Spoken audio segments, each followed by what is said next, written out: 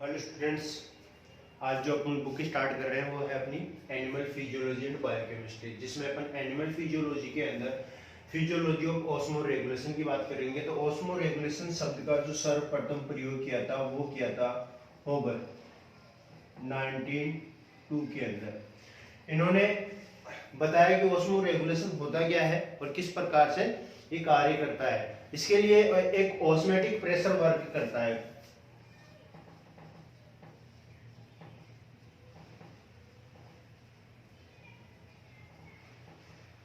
ये osmotic pressure ही osmo regulation का नियमन या इसका रेगुलेशन करता है।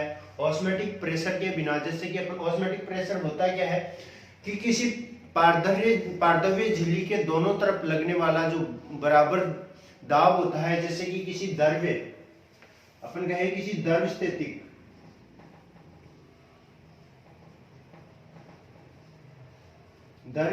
दाब की सहायता से द्रव के बहाव को रोका जाता है। वही क्या कहलाता है? ऑस्मेटिक प्रेशर कहलाता है। अब ये ऑस्मेटिक प्रेशर लगता कहां है? तो ये उच्च सांद्रता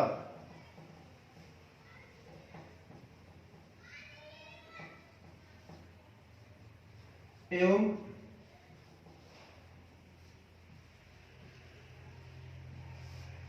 निम्न सांद्रता के विलायक जो होते हैं, ये आपस में जब मिल जाते हैं, ये कोई पारदव्य झिल्ली है, इससे निम्न सांद्रता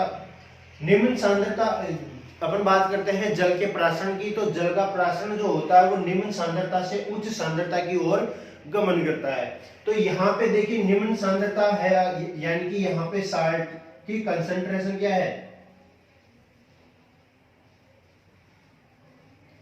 लो है। और इधर है साल्ट की कंसंट्रेशन अधिक।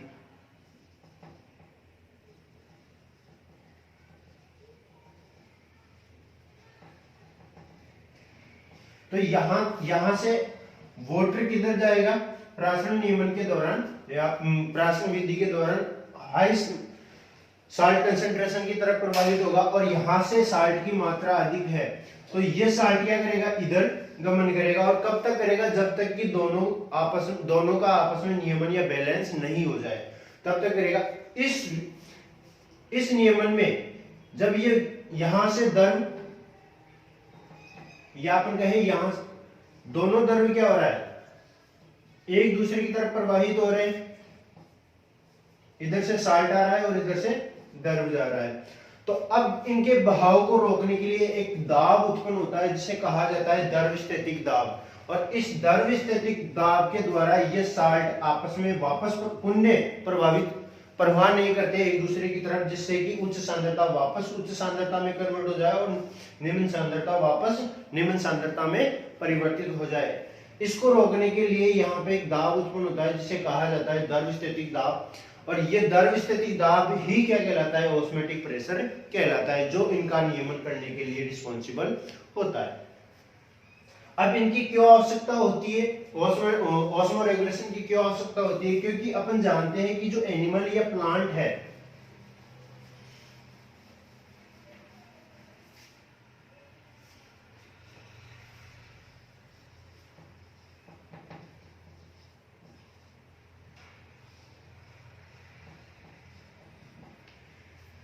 इनका जो प्रोटोप्लाज्म है, इन दोनों का जो प्रोटोप्लाज्म है,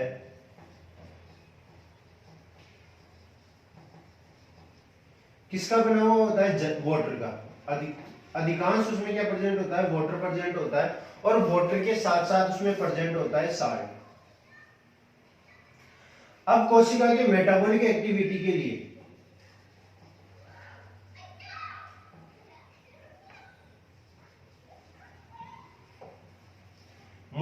मेटाबॉलिक एक्टिविटी के लिए दोनों का बैलेंस होना आवश्यक होता है। और इन्हीं का बैलेंस बनाने की क्रिया को क्या कहा जाता है? ऑस्मो रेगुलेशन कहा जाता है।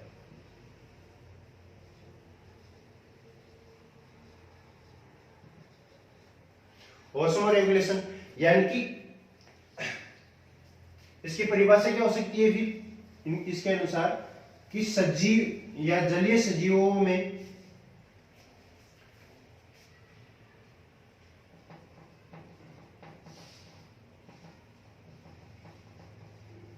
सभी सजीवों के शरीर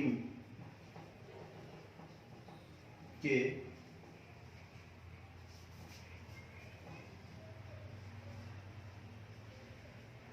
जीवद्रव्य, जिसे कहा जाता है प्रोटोप्लाज्म, सभी सजीवों के शरीर के जीवद्रव्य प्रोटोप्लाज्म में जल एक निश्चित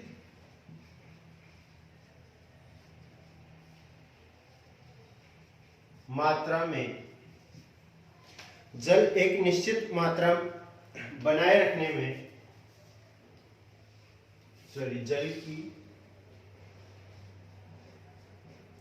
एक निश्चित मात्रा बनाए रखने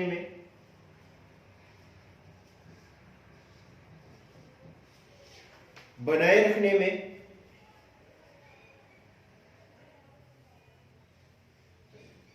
और अपने बॉडी फ्लूइड और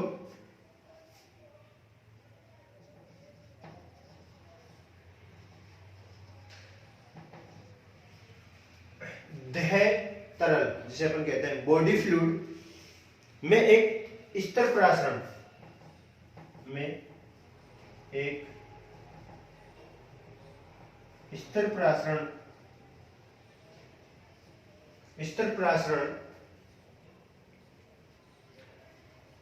दाब, जिसे अपन कहते हैं ऑस्मोटिक प्रेशर द्वारा, स्तर प्रासरण दाब, जिसे अभी अपन ने परिभाषित किया ऑस्मोटिक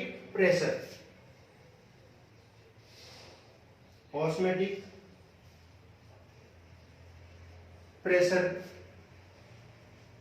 के द्वारा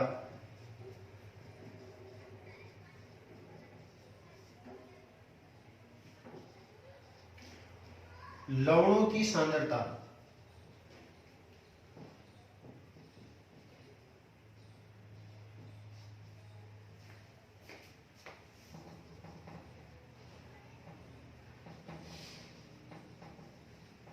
कंसंट्रेशन ऑफ साल्ट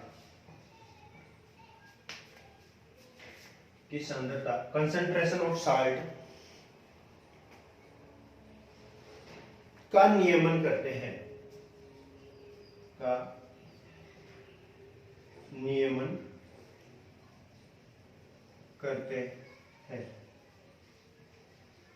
ओस्मो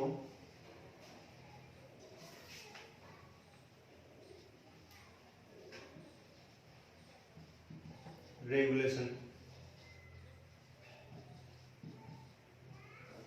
कहलाता है, जिसमें देखिए एक तो जल की मात्रा निश्चित होती है बनाए रखने में, तथा लवणों की सांद्रता का नियमन करते हैं। उनकी सांद्रता भी, जो लवण की सांद्रता होती है वो भी उसके बॉडी फ्लूइड या प्रोटोप्लाज्म में कैसे होनी चाहिए, समान होनी चाहिए, निश्चित मात्रा में होनी चाहिए, तभी उसका उस एनिमल की मेटाबॉलिक एक्टिविटी एक्टिव रहेगी। अन्यथा उसमें जो उत्तक और कोशिकाएं जो होती है उनकी सहनशीलता जो होती है, प्रोबेबिलिटी, सहन करने की प्रोबेबिलिटी जो होती है सांद्रता की या तनुता की, वो खत्म हो जाती है, जिससे वो सेल्स या उत्तक डेड या मृत होने की संभावना बढ़ जाती है। इसीलिए इसमें ओस्मो रेगुलेशन पाया जाता है। जैसे कि अपन बात करें जंतुओं एवं पादपों की कोशिका द्रव्य में एवं उनके बाह्य एनवायरनमेंट में जो साल्ट्स की मात्रा होती है और जो जल की मात्रा होती है, उनमें अगर साल्ट्स अधिक तनु है या अधिक सांद्रित है, तो उनको बैलेंस बनाए रखने के लिए जो रेगुलेशन या जो नियमन होता है वही क्या कहलाता है, ओस्मो रेगुलेशन कहलाता है। इसमें क्या होता है कि अगर जल अधिक डाइल्यूट होता है, जैसे कि अपन बात करें कि उसके प्रोटोप्लाज्म, एनिमल के प्रोटोप्लाज्म अधिक डाइल्यूट है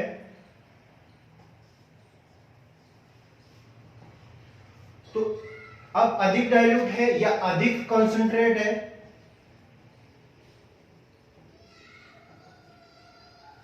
तो इन दोनों का, अगर इन दोनों को ही, ये कैसा है, ये जो डाइल्यूट या कंसंट्रेट है, ये प्रोटोप्लाज्म का जो एनवायरनमेंट है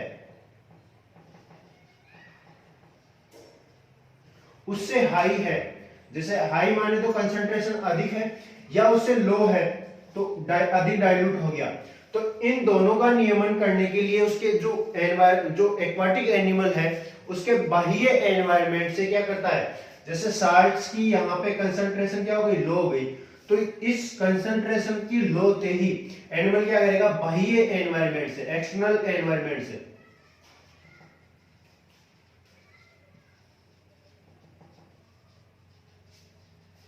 जिसे अपन कह सकते हैं एक्वाटिक एनवायरनमेंट भी।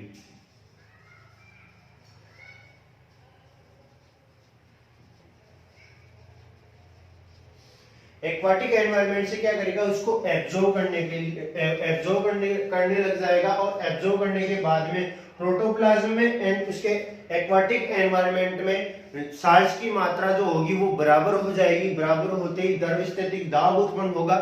द्रवस्थितिक दाब उन दोनों के प्रोटोप्लाज्म के द्रव्य को एंड एक्वाटिक एनवायरनमेंट के द्रव्य को बहने से रोकेगा, जिससे उसमें नियमन स्टार्ट हो जाएगा। एनिमल के अंदर साल्ट्स का नियमन शुरू हो जाएगा। नियमन शुरू होते ही उनमें बैलेंस बन जाएगा। बैलेंस को ही क्या कहते हैं अपन, ऑस्मो रेगुलेशन या लवण नियमन, या अपन कहे प्रासरण नियमन कहते हैं। ठीक है। अब जंतुओं के शरीर में पानी अपशिष्ट पदार्थ के रूप में बाहर निकलता है। क्यों निकलता है? जब साल्ट्स कैसा हो रहा है, अपना प्रोटोप्लाज्म के अंदर तनुता बढ़ रही है, डाइल्यूट हो रहा है, तो या तो ये अगर मेराइन वाटर के अंदर है, मेराइन वाटर के अंदर है और उसका डाइल्यूशन हो रहा है एनिमल के प्रोटोप्लाज्म का, तो ये क्या करेगा, साल्ट्स को ले लेगा। लेकिन हमेशा ऐसा नहीं होता। कभी भी अगर मेराइन वाटर के अंदर जो एनिमल है उसमें डाइल्यूट साल्ट कभी नहीं होंगे, उसमें अधिक सांद्रता होगी, जिसके लिए वो क्या करेगा, मेराइन वाटर से पानी को एब्जॉर्ब करेगा और उस साल्ट को डाइल्यूट करता रहेगा। ठीक है। ऐसे ही कंसंट्रेशन के अंदर क्या, कंसंट्रेशन अधिक हो जाती है, तो कंसंट्रेशन को अधिक हो जाने पर वो क्या करता है, पानी को एब्जॉर्ब करता है और साल्ट्स को एग्जिट करता है। ठीक है। तो इस प्रकार से ये साल्ट्स एंड पानी का क्या करता है, साल्ट्स एंड वाटर का नियमन करता है, उसका रेगुलेशन करता है और अपने आप को सर्वाइवल बनाए रखता है एनवायरनमेंट में जीने के लिए।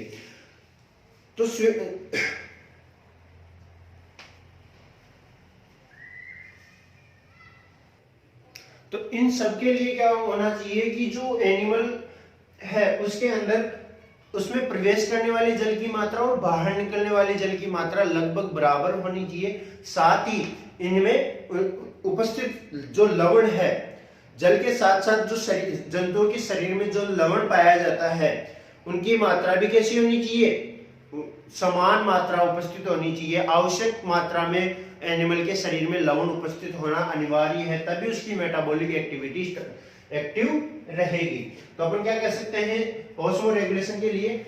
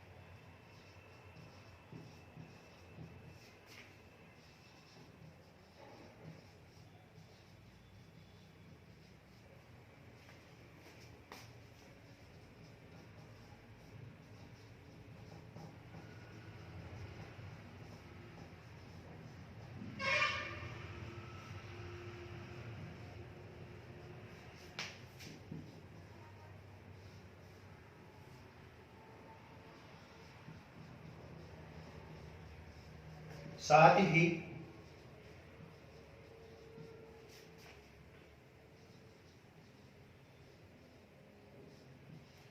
जंतु के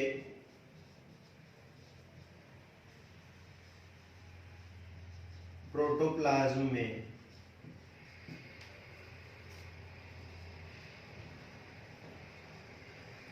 आवश्यक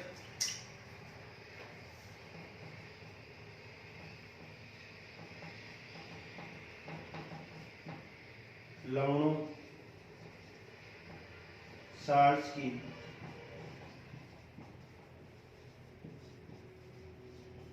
उपस्थिति होना भी अनिवार्य है।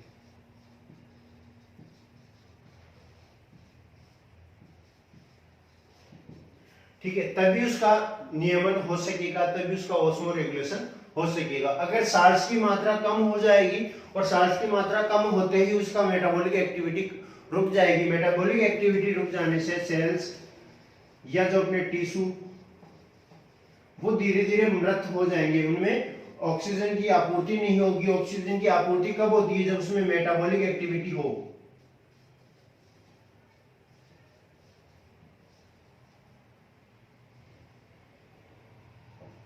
मेटाबॉलिक एक्टिविटी हो तभी ही ऑक्सीजन को ग्रहण कर पाते हैं और ऑक्सीजन ग्रहण कर वो जीवित रह पाते हैं। इसीलिए साल्ट्स की मात्रा भी उसमें उपस्थित होना आवश्यक होता है। अब अपन बात करें सबसे पहले जो इसको परिभाषित किया वो या इसका प्रयोग किया ऑस्मो रेगुलेशन का, वो थे साइंटिस्ट हॉपर, और उन्होंने 1902 के अंदर इसका उपयोग किया था इस शब्द का। इसके बाद में अपन बात करते हैं कि एक्वाटिक एनवायरनमेंट में पाए जाने वाले ऑस्मो रेगुलेशन के प्रकार कितने होते हैं। तो जलीय प्राणियों में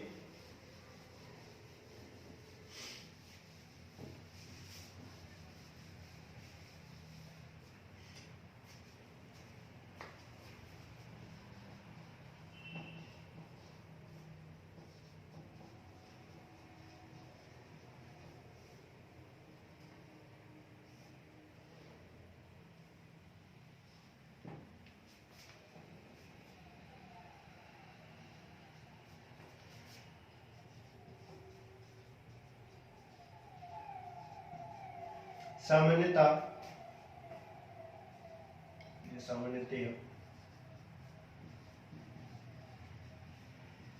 3 प्रकार का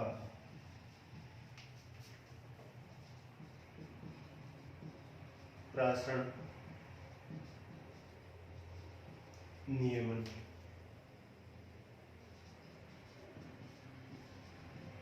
पाया जाता है। पहला होता है आइसोटोपिक,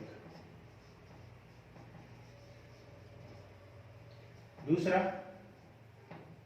हाइपोटोपिक,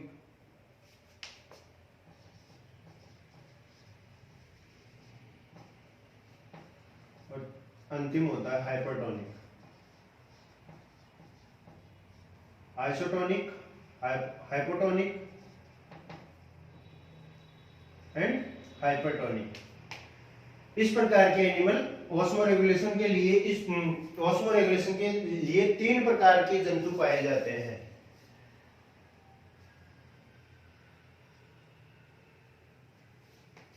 सामान्यतः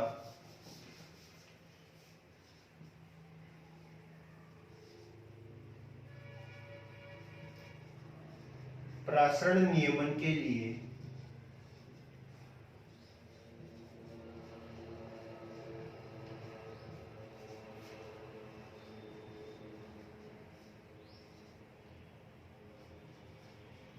तीन प्रकार के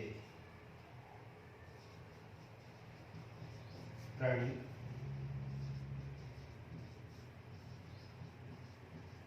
पाए जाते हैं। कौन कौन से? Isotonic animal, hypertonic animal, hypotonic और हाइपरटोनिक एनिमल। इनको हिंदी में कहा जाता है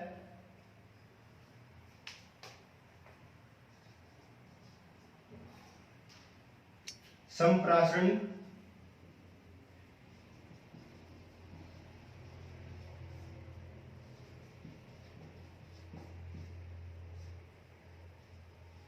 अल्प प्रासनी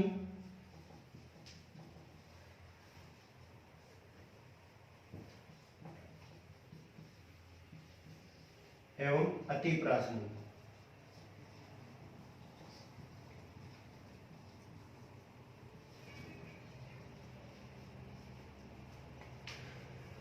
आइसोटोनिक एनिमल्स जो होते हैं इनके अंदर पहले से ही इसमें किसी प्रकार का नियमन नहीं होता और इसको नियमन की आवश्यकता भी नहीं होती। क्यों नहीं होती?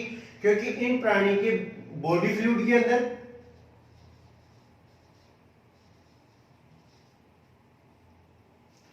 एंड एक्सटर्नल एनवायरनमेंट या अपन कहें एक्वाटिक एनवायरनमेंट, एक्वाटिक एनवायरनमेंट के अंदर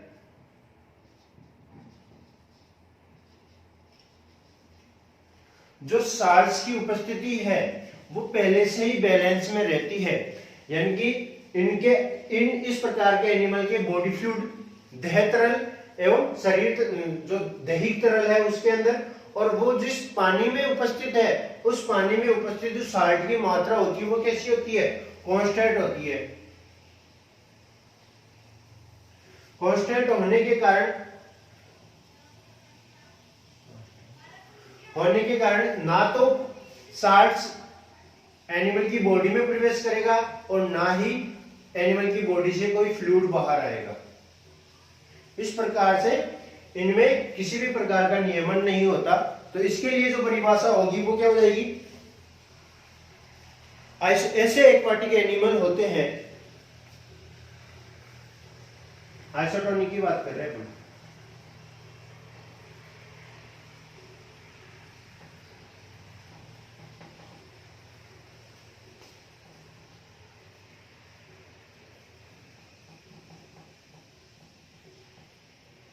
ऐसे जंतु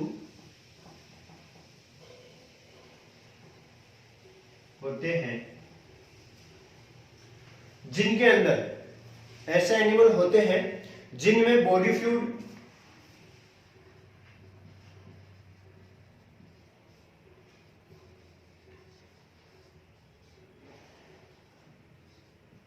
एवं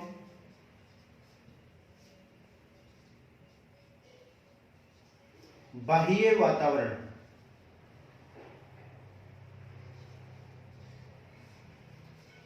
जो सामान्यतः क्या होता है? एक्वाटिक एनवायरनमेंट होता है।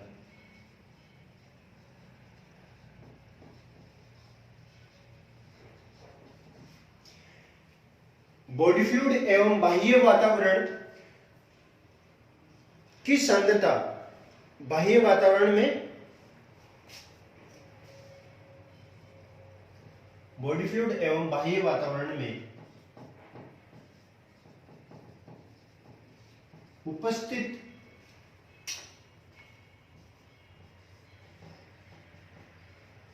लवणों की सांद्रता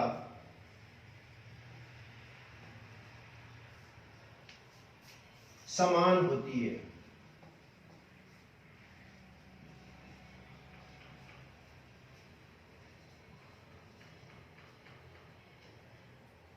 ठीक है, तो यहां पे प्राशन या ऑस्मो रेगुलेशन जो होता है वो लवणों का नियमन होता है। क्या होता है? लवणों का नियमन। किस प्रकार? क्योंकि अपन बात कर रहे हैं कि उसके बॉडी फ्लूइड और एक्वाटिक एनवायरनमेंट में उपस्थित जो लवणों की सांद्रता होती है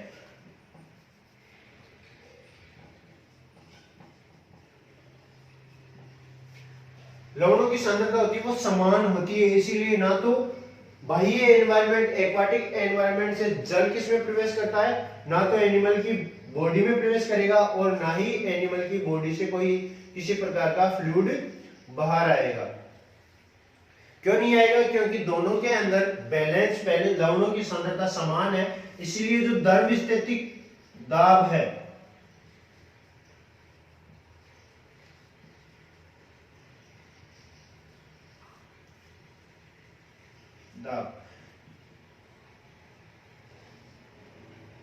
हाइड्रोस्टेटिक प्रेशर वो क्या करेगा? ऑस्मो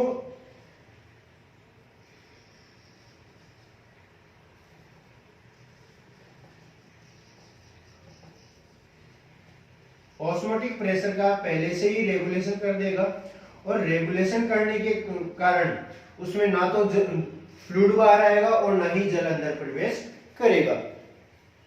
ऐसे प्राणियों में जल में नियमन की कोई आवश्यकता नहीं होती। क्यों नहीं होती?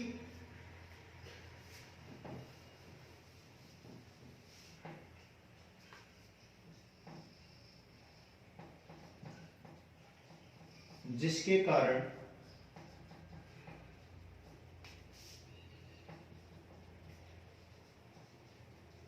इस प्रकार के प्राणियों में, एनिमल्स में,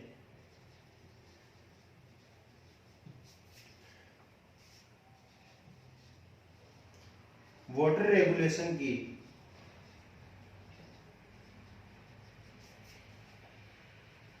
प्रॉब्लम्स, समस्या उत्पन्न नहीं होती, जिससे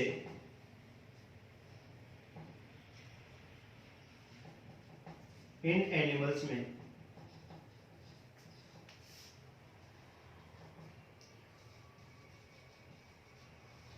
ऑस्मो रेगुलेशन का नियमन नहीं होता। क्यों नहीं होता? क्योंकि ये पहले से बैलेंस या संतुलित होते हैं। फिर आते हैं अपने सेकंड टाइप के, हाइपोटोनिक।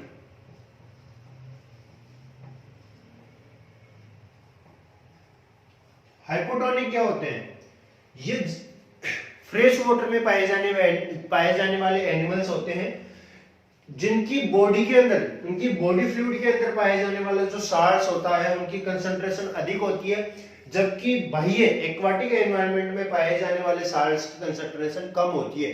क्योंकि अपन सभी जानते हैं कि फ्रेश वाटर के अंदर साल्ट कम उपस्थित होते हैं, जबकि एनिमल्स की बॉडी के अंदर अनेक प्रकार के साल्ट्स प्रेजेंट होते हैं।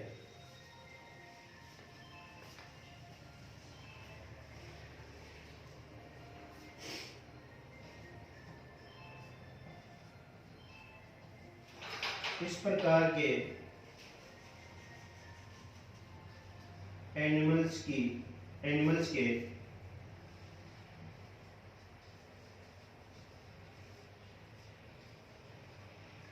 बॉडी फ्लूइड में उपस्थित साल्ट की कंसंट्रेशन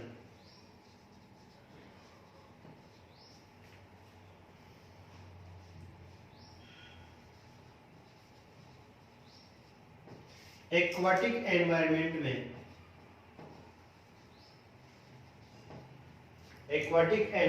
में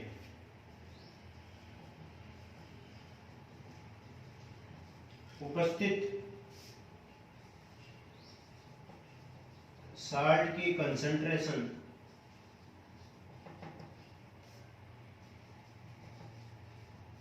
से अधिक होती है,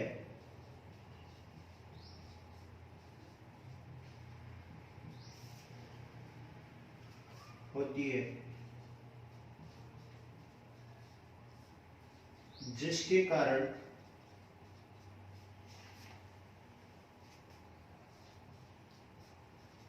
इन एनिमल्स को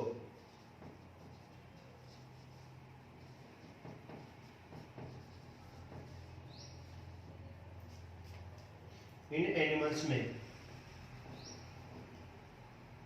एनिमल्स की बॉडी में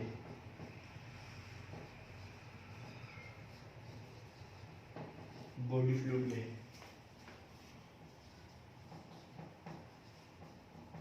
लगातार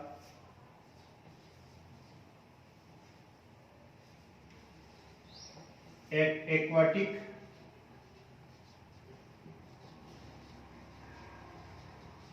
एनवायरनमेंट से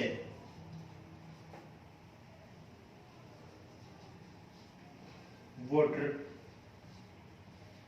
एंटर करता है। यानी कि इस प्रकार के एनिमल की जो बॉडी होती है उस बॉडी फ्लूइड में उपस्थित साल्ट की कंसंट्रेशन अधिक होती है, जबकि एक्वाटिक एनवायरनमेंट में उपस्थित साल्ट की कंसंट्रेशन लो होती है। अब देखिए अपन जानते हैं कि कम सांद्रता से अधिक सांद्रता की ओर जल का प्रासरण होता है, ठीक है। ओस्मो जल का नियमन किधर होता है, कम सांद्रता से अधिक सांद्रता की ओर होता है, जिसे अपन प्रासरण या ओस्मोसिस कहते हैं।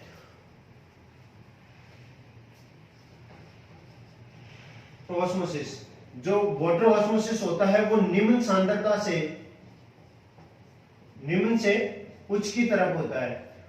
अब यहाँ पे उच्च सांद्रता कहाँ है, साल्ट की कंसंट्रेशन, कौन से साल्ट की, बॉडी फ्लूइड की कंसंट्रेशन एक्वाटिक एनवायरनमेंट में उपस्थित साल्ट की कंसंट्रेशन से अधिक होती है। और ऑस्मोसिस क्या कहता है, निम्न कंसंट्रेशन से उच्च कंसंट्रेशन की तरफ वाटर का क्या होगा, नियमन होगा,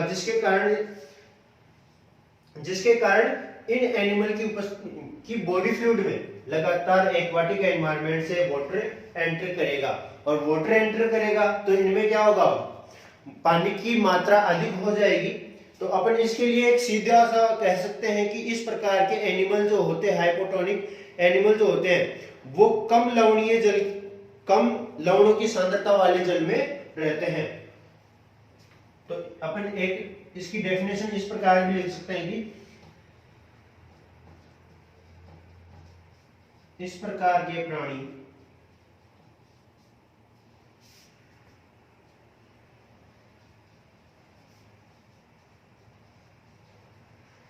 कम सांद्रता युक्त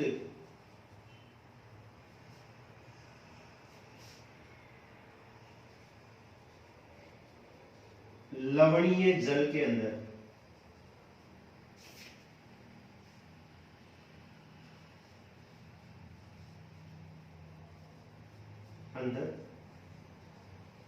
रहते हैं। एग्जाम्पल,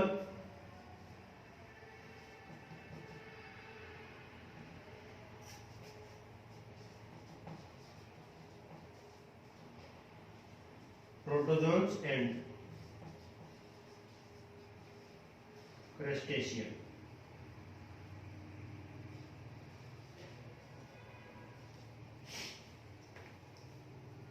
ठीक है, जैसे कि अपन पैरामीशियम की बात करें या फिर अपन बात करें किसी क्रस्टेशियन, जैसे कि पेलिमोन या फ्रेश वाटर में पाए जाने वाले क्रस्टेशियन, जैसे कि पेलिमोन हो गया, क्रैब्स हो गए, क्रैब्स नहीं, हाँ क्रैब्स जो भी है, क्रस्टेशिया, या अपन कहें कि क्लास आर्थ्रोपोडा के एनिमल्स जो एक्वाटिक, फाइलम आर्थ्रोपोडा के एनिमल्स जो एक्वाटिक उसमें फ्रेश वाटर के अंदर उपस्थित होते हैं, उनमें इस प्रकार का हाइपोटोनिक एनिमल्स की श्रेणी में उनको रखा जाता है। क्यों रखा जाता है, क्योंकि उनके अंदर साल्ट्स की मात्रा अधिक होती है, जबकि बाहर जल में साल्ट्स की मात्रा कम होती है। ठीक है, फिर अंतिम आता है अपना हाइपोटोनिक।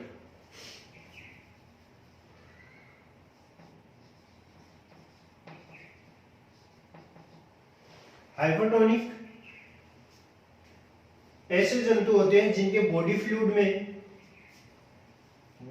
में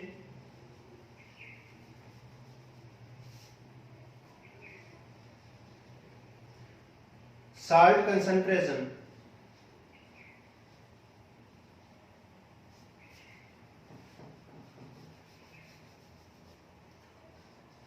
लो एवं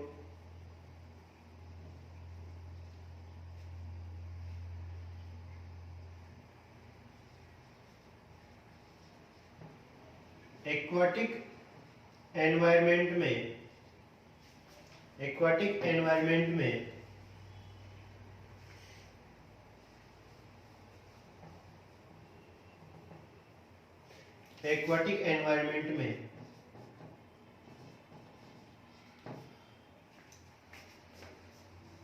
साल्ट कंसंट्रेशन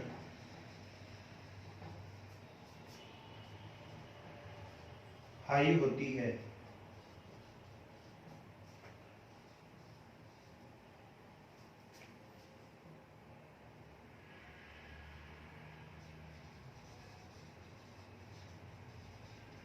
हाइपरटोनिक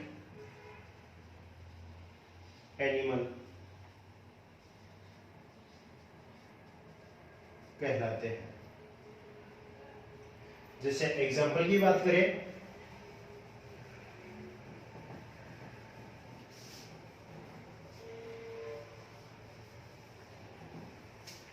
या अपन इसकी इजी परिभाषा लिखे, सरल परिभाषा, तो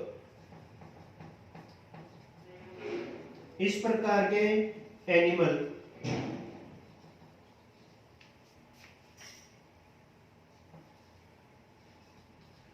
हायर salt concentration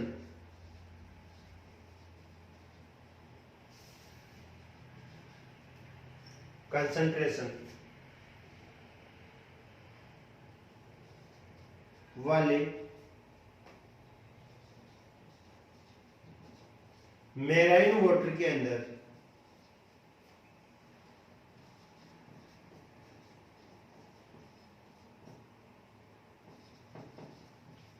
पाए जाते हैं। जैसे एग्जाम्पल,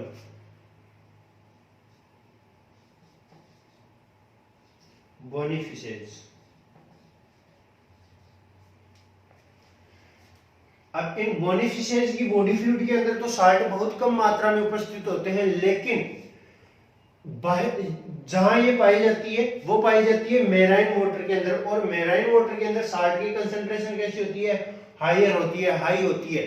क्यों होती है? लवणीय जल के अंदर जो लवण पाए जाते हैं उनकी मात्रा अधिक होती है, जबकि इनकी बॉडी के अंदर उपस्थित जो साल्ट्स जो होते हैं उनकी संख्या कम होती है, उनकी कंसंट्रेशन कम होती है। इसीलिए इनमें डिहाइड्रेशन की प्रोसेस होती है। क्यों होती है डिहाइड्रेशन?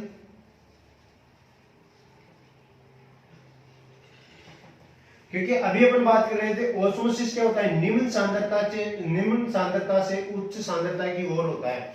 तो यहाँ पे देखिए बॉडी फ्लूइड के अंदर साल्ट कैसा है? कम है, जबकि बाह्य एनवायरनमेंट में, एक्वाटिक एनवायरनमेंट में साल्ट की कंसंट्रेशन कैसी है? हायर है, हाई है। तो अब ये देखिए निम्न से हाई की तरफ करेगा, तो यहाँ पे बोनी फिशेज की बॉडी से, इनकी बॉडी से वाटर क्या होगा? बाहर निकलेगा, और बॉडी से बाहर निकलेगा वाटर, तो इनमें डिहाइड्रेशन, पानी की कमी हो जाएगी।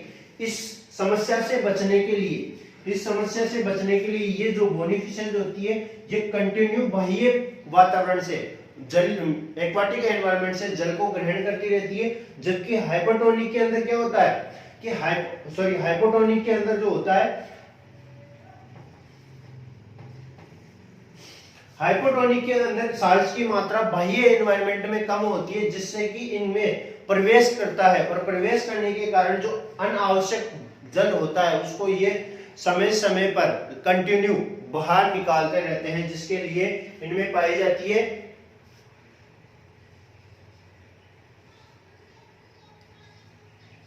कॉन्ट्रैक्टाइल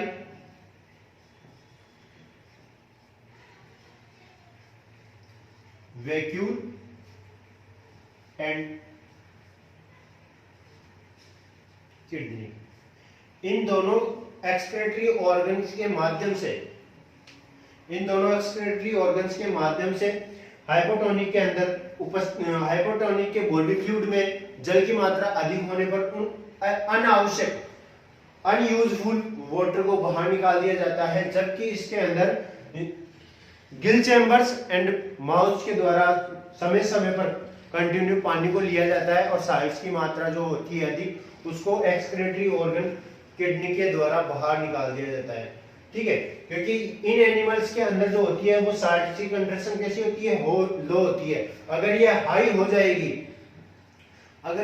जाए तो इनकी जो टिश्यू है उसके अंदर अधिक साल्ट की कंसंट्रेशन बढ़ने से ये टॉक्सिक हो जाएंगे, एसिडिक हो जाएंगे, और एसिडिक होने के कारण इन टिश्यूज की मौत हो सकती है। इसीलिए इस समस्या से बचने के लिए ये किडनी के द्वारा साल्ट्स को एवं अधिक वाटर को, कम वाटर को बाहर निकालते हैं। वाटर को रख लेते हैं बॉडी के अंदर, जबकि साल्ट्स को किडनी के द्वारा बाहर निकालते रहते हैं।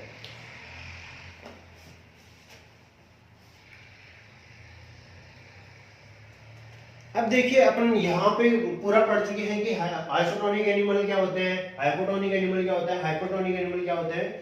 इन तीनों के बारे में देख के अब अपन आगे ये बात करें कि इनके कुछ ऐसे साइंटिफिक नेम आए जैसे कि ऑस्मोसिस,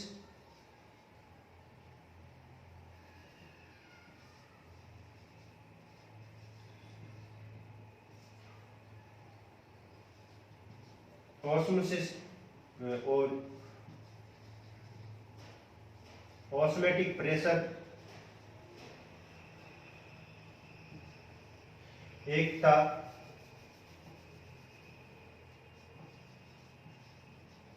हाइड्रोस्टेटिक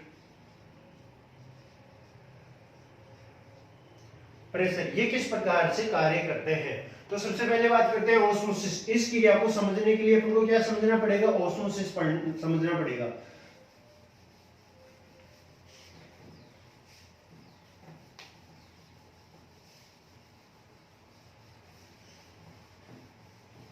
कि ऑस्मोसिस किस प्रकार से कार्य करता है या होता क्या है। ऑस्मोसिस अपन परासरण किसे कहते हैं।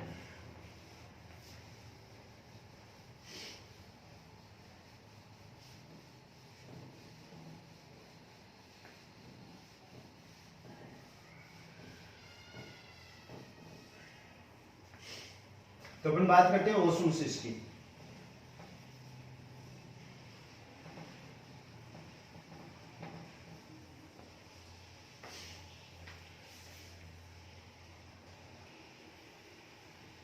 तो इसमें क्या होता है,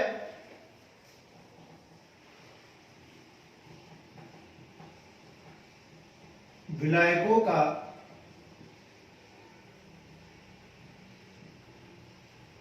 कम सांद्रता से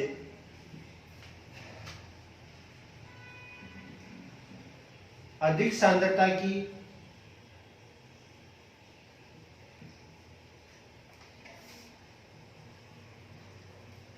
और गमन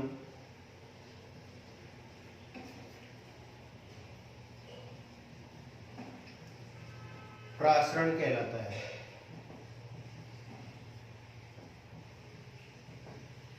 किस प्रकार, जैसे कि अपन बात करें कि कोई अपने पास अर्धपारगम्य झिल्ली है,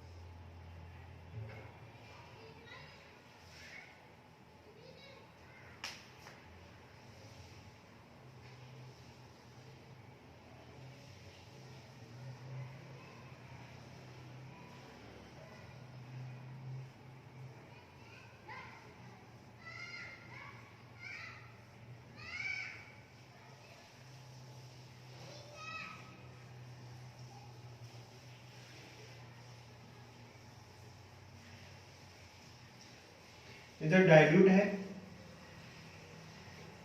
डाइल्यूट विलायक है, जबकि यहां पे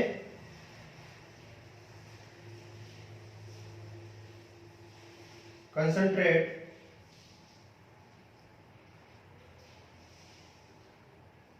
विलियन है।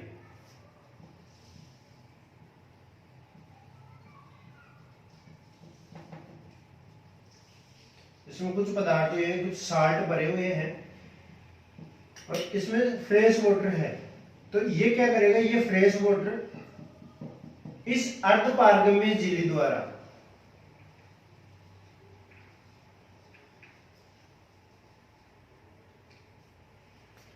इस अर्धपारगम्य झिल्ली द्वारा किधर प्रवेश करेगा, इस दिशा में गमन करेगा विलायक के रूप में, और यहाँ की कंसंट्रेशन को इस डाइल्यूशन के बराबर कर देगा।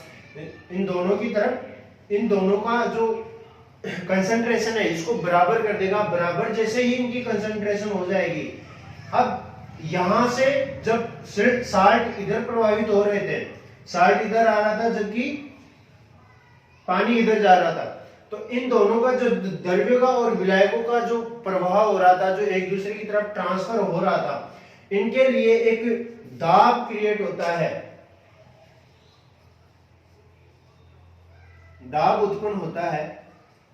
और ये जो दाब उत्पन्न होता है वो किनके द्वारा उत्पन्न होता है, द्रव्य के द्वारा, द्रव्य के द्वारा उत्पन्न किया जाता है। सरफेस टेंशन जिसे अपन कहते हैं, उनके माध्यम से ही क्रिएट होता है, जो इस दोनों दिशाओं से किस पे लगेगा, इस अर्धपारगम्य झिल्ली पे लगेगा, जो क्या करेगी, ना तो इधर से के द्रव्य को इधर जाने देगी और ना इधर से द्रव्य को इधर आने देगा। ये प्रेशर, इस प्रेशर को ही क्या कहा जाता है, द्रव्यस्थितिक दाब कहा जाता है। और ये द्रव्यस्थितिक दाब का जो कार्य होता है वो क्या होता है कि दोनों तरफ उपस्थित द्रव्य को प्रभावित होने से उसको रोकती है। इसीलिए इसको क्या कहा जाता है, ऑस्मोटिक प्रेशर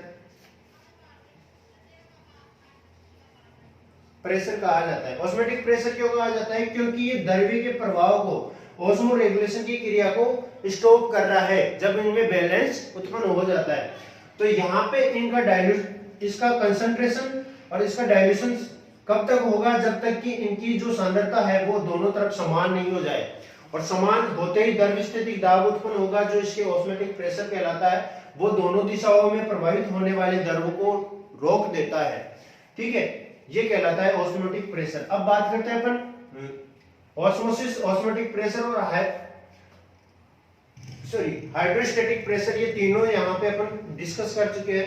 आगे जो इसकी प्रोसेस है कि इसकी मैकेनिज्म ऑफ ऑस्मो रेगुलेशन, कि किस प्रकार से ऑस्मो रेगुलेशन की क्रियाविधि होती है, वो अपन बात करेंगे नेक्स्ट क्लास के अंदर। ठीक है।